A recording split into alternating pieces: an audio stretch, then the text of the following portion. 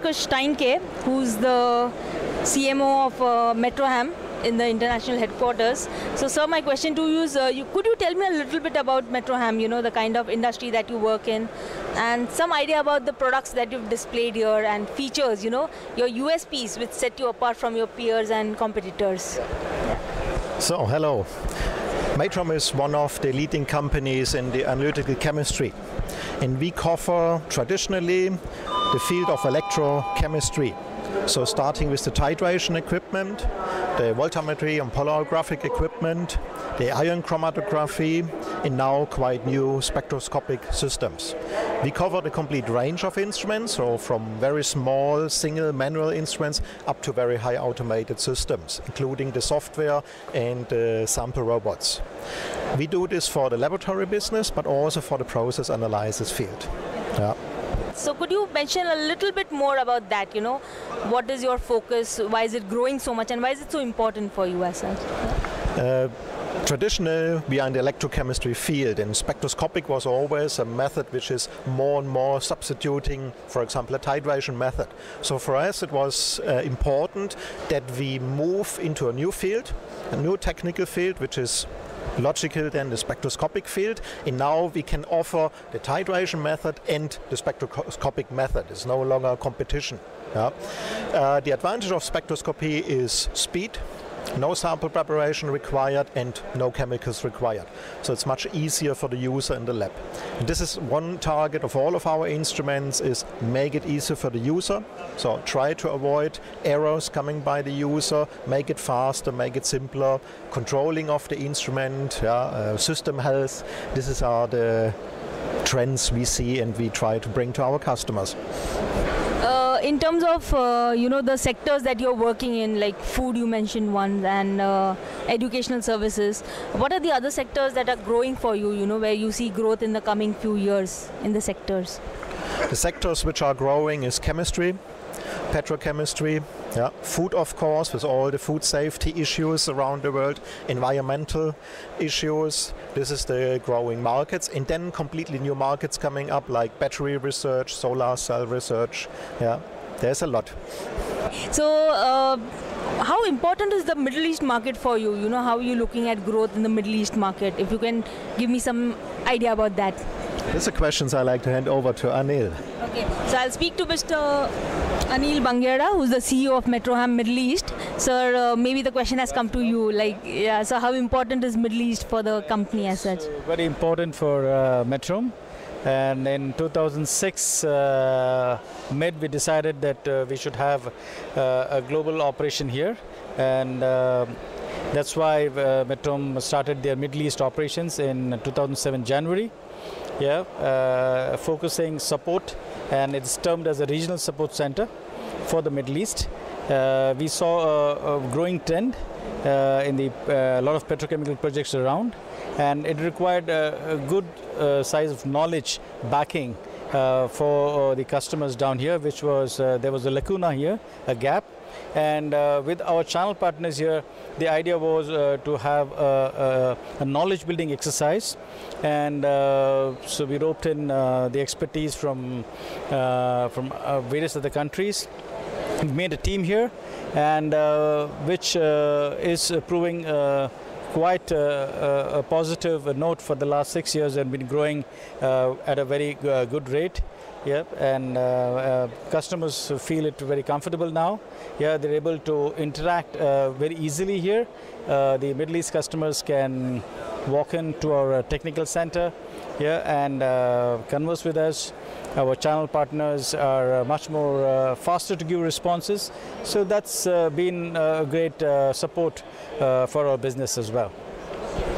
Sir, in terms of there seems to be a talk that there's a lot of opportunity in the Middle East region, and companies are coming here, setting up shop, plus many companies are planning to expand their work over here, business. And so could you give me some of the issues that companies face or customers are facing to come and expand over here? What would be some of the issues, if you can shed some light on that? Well, today companies, as you know, the Middle East business is a little tricky. Well, a lot of international companies are having their establishments come into free zone, where they would like independency in operations. So the moment they go out of the free zone, they are a little skeptical about their independency. That's the little hitch that they have. It's actually a mindset, and it only depends upon the kind of partnership that you're in. But yes, there is a lot of regulations that come in by the government here, and since there is no standard, sometimes it's difficult to get certain things straightened up here. Especially, it's very difficult in terms of chemistry to get certain chemicals in. There's a lot of time taken to process requests. Yeah, and that's the difficulty that is faced, and that delays the support structure for the customer. So that makes it a bit tough for us. Yeah. So that brings me to my final question. I wanted to understand from you, what is the importance of Arab Labs in your whole business strategy, you know, and why is it important for you to be a part of Arab Labs? How has it been beneficial for you? See, Arab Lab is a platform for the Middle East. Okay, as Metrom, it's important that we showcase Metrom as a regional support center. That's what we are here, and this is a platform where customers do visit us. Our channel partners are here, distributors are here. They can bring in their customers, their new, the existing customers to talk to us. Yeah, this is a forum where we have one-to-one interaction. Yeah, and free to converse if they have any issues pertaining to support, pertaining to a distribution channel, pertaining to a certain product line. There's an opportunity here to vent it out and give us the information. We take it back, we do take corrective actions, and it's an area, or we can say a space for people to come and see us.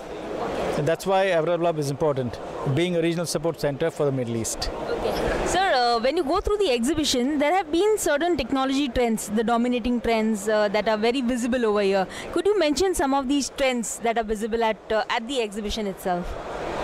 There is a high standard of automation that you see, yeah, and this place demands that. There is a growing need for automation, as the manpower is a bit expensive to hire, and people are looking at easier and simpler methods to have an automated system, yeah, so that errors, and there is a consistency in results, yeah, and more dependability. So that's an issue that you will see, that there is a lot of miniaturization also going on, and simultaneously automation as well. So these are two major trends that we see. Yeah. And so what have been the kind of visitors? Have they come and swiped their cards and bought your machines and just walked off? What have been the kind of inquiries that you've got? Just if you can give me some idea on that. Well, this is a place where people don't swipe cards. We are not in fast good area where people come here, they put the request because there is a lot of technicality to be understood before we make an offer, yeah, to study, and hence, yeah, there is interest generated. Yes, so we should say that it's quite satisfactory, but really to evaluate how the leads are, the quality of leads to be evaluated subsequently in the coming week.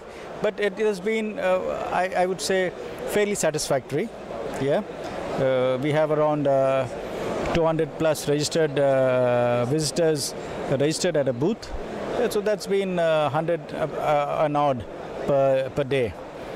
We find it it's okay. It's been dropped this year because probably there are travel budget constraints from Saudi Arabia, Oman. So we see a lesser customers coming from these strong countries. Yep, which was seen last year's. We had a very strong contingent from Saudi Arabia, from Oman, from Qatar, and Kuwait. But this year it has been dropped.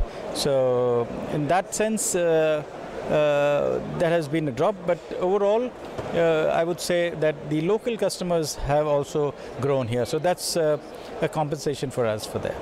Yeah. Thank you so much, sir. It was great speaking to you, and I wish you all the success. Thank you very much.